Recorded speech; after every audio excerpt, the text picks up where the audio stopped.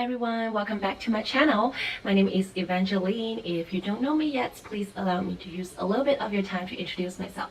I am an international student that is studying in the US for nutrition. I did both of my bachelor degree and master degree in nutrition and now working to become a registered dietitian nutritionist. My channel will be about evidence-based nutrition trend, food, travel, my study abroad life here in the US, and maybe beauty, lifestyle. If you like these topics, please follow me, subscribe me, and watch my videos. Today, I want to talk about what is the difference between a registered dietitian nutritionist and a nutritionist.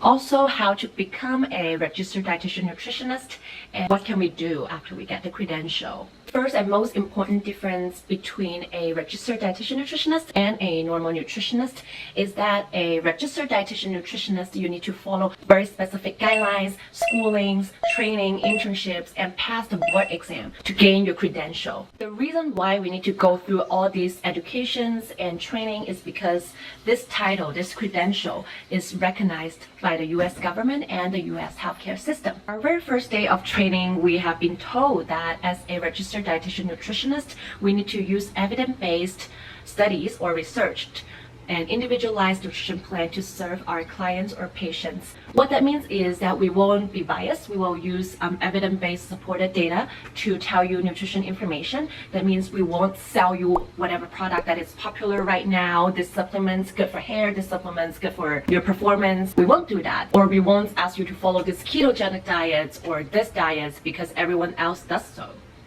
For all these training and schooling also prep us to see more complex patients later on, like patients at the hospital who have multiple chronic diseases happening at the same time, or you will probably see more intense patients at the ICU who just got into a car accident or who just got a heart attack. So now they knock out, they couldn't eat, and you need to do the formula for them through tube feeding, meaning that you need to insert a tube through your nose or your mouth, or you cut an opening around your stomach, but that's done by the doctor, of course, to let them feed through this tube. But for us, we need to calculate the calorie needs of this patient, protein need for this patient, and the rates of feeding for this patient. So it does require a lot of years of study and training for us to perform these rights and this correctly for our patient. So I do think the years of schooling and training are important and essential. On the other hand, to become a nutritionist, you don't have any specific guidelines, and you can become or you can call yourself a nutritionist. Maybe it has some guidelines differently in different states, but most likely they will just ask you to take several online classes, then you get a certificate, you can call yourself a nutritionist. Or I know some people, they study nutrition in school as well, but they just ending up didn't do the training and the board exam and didn't get the credential as a registered dietitian nutritionist. Or nowadays there are a lot of YouTuber or a lot of influencer, they have interested in fitness and nutrition, and they will share a lot of the nutrition knowledge or nutrition facts to the consumer, and they call themselves a nutritionist too. So after seeing the comparisons, I hope you have an idea to know what is the difference between a registered dietitian nutritionist and a regular nutritionist. Now let's move on to see what is the 5 steps that take you to become a registered dietitian in the US.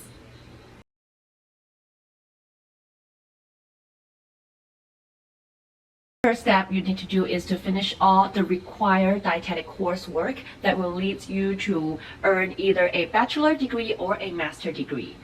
If you Google registered dietitian nutritionist, the very first website that you will probably see is the eatrightpro.org. This is the website of the Academy of Nutrition and Dietetics. The second step is the dietetic internship, which is a 1,200 hours supervised practice. Depending on what previous program that you are in, like me, my previous program is just a bachelor, I need to find another internship.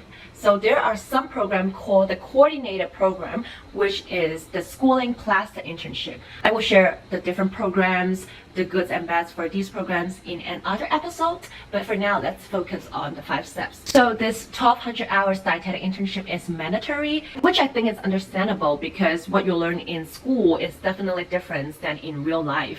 And plus you have the chance to rotate at different facilities. For example, clinical rotation, you'll be working at the hospital as a clinical clinical nutritionist, and you also need to work in food service and management. You can either intern at a hospital food service settings or a school district food service settings, or both. And also community nutrition like WIC, Women, Infant, Child, or county public health, or dialysis center outpatient nutrition. These are all the options. I really enjoy dietetic internship because during the time that I am interning, I was able to rotate at different facility and see what the dietitians in these facilities do, and then I can find my passions too. Maybe I like to work at a hospital, but I don't like to work outpatient, or maybe I like to work at food service, not clinical. Who knows? You can find out during your internship. So after you completed the 1200 hours supervised practice, we will go to our step 3, which is to take the board exam. Because I haven't taken it, so I don't have much to share for now. And we'll go to step 4, which is to gain your licensure if it's applicable. For now, in the California, registered dietitian is still a credential, but it's not considered licensure yet. But some states in the US does. And also, most of the dietitians in California is advocating, hoping that we gain the licensure, and hopefully we'll get it soon. However, without this licensure wouldn't really affect what we do, our role, or even salary. It doesn't make a huge difference. That is also why some dietitians think that it's not necessary to gain this licensure and move to the last step, step 5, which is to maintain continual education. So as the dietitians or a lot of other healthcare professionals, the US government or the healthcare system really want us to continue learning. I think that's great too, because guidelines or new research is emerging every year. So we really need to keep ourselves to the most updated research, most updated studies, and most updated trends too. So during 5 years, every dietitian will need to gain 75 continuing education hours to keep your credential. So that was the 5 steps that we talk about. Let's recap. First is to complete all the dietetic coursework. Second is to finish your dietetic internship. 3 is to take the board exam. 4 is to gain the licensure if it's applicable at your area. 5 is to maintain continuing education. Now let's move on to what career dietitians can find in the US. It is actually really similar to the rotation facilities that I just mentioned. I can summarize in 4 different areas. The first one is clinical nutrition, which is a inpatient settings. You will see patients at different floor, whether it's the cardiovascular floor, the ICU, or rehab. You will see different patient, but that's a inpatient setting, meaning that patient already got sick and sent to the hospital, and you as a hospital employee is required to go see them. The second area is community nutrition, which meaning that you can open your own private practice to see patients outside, to see outpatients. So the main difference between inpatient and outpatient is that for outpatient, people will come to see you. They want to find you and get the nutrition counselings from you. So except for opening your own private practice, you can also work at other nonprofit organizations like WIC, Women, Infant, Child, or you can work at county public health. If you're interested in policy and public health, those are good places for you. And what else? You can also work at dialysis center, that's also outpatient setting. So the third area will be business and industrial settings.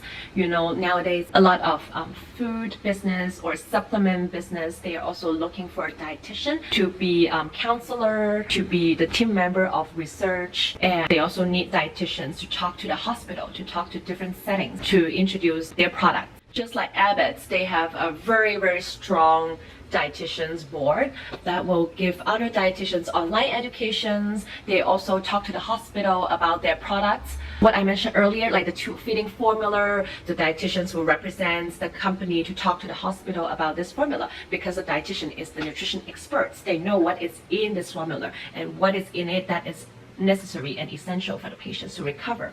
So this is another field. Fourth one will be food service and management. Nowadays, like a lot of the big companies like Google's, Apple's, they do care about employees' health. So they hire dietitians to run the kitchens to decide the menu to make sure that the food is nutritious, is healthy. Also for hospital, a hospital food service manager most likely be a dietitian because they need to take care of the food and nutrition for all the patients and all the employee at the hospital. Also school district. Nowadays governments want the kids, want our teenager to eat better, to avoid pizza but eat more vegetables and fruit. So a school district definitely need a registered dietitian. So that's the 4 main areas that once you become a dietitian, you can go for. One last thing that I want to share about today is that every registered dietitian nutritionist is a nutritionist, but not every nutritionist is a registered dietitian nutritionist. Oh my god, that sounds so long. And that's about it for my sharing today. If you are a registered dietitian at another country, please let me know. I do want to know that what's the difference in terms of training and schooling in other country to become a dietitian versus US. If you like my video, please subscribe, give me a thumbs up, comments down below, let's connect, let's be friends. And I will share more regarding to schooling, how to pick your internship, nutrition, etc., and other episodes. See you next time, stay healthy and safe. Bye!